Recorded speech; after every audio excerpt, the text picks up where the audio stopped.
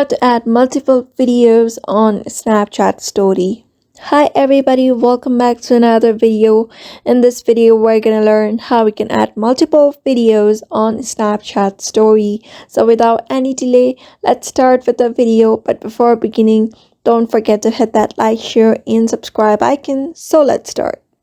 So in order to add multiple videos on your Snapchat story, when you open your Snapchat application, you'll be able to see this kind of interface on your screen.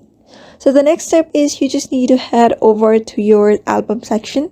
When you will be able to see this section where you can click videos and all, you should be able to see an option here at this left side of the corner where you can select videos that is already on your Snapchat.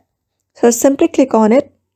After that, what you're going to do is simply just select few videos that you want to post on your story.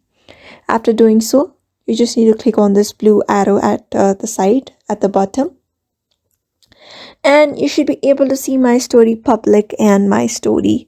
So what you're gonna do is simply head over to my story public if you want that video to be posted publicly, or you may just select customize it accordingly. After that, post it, and that multiple videos on a Snapchat story should be posted.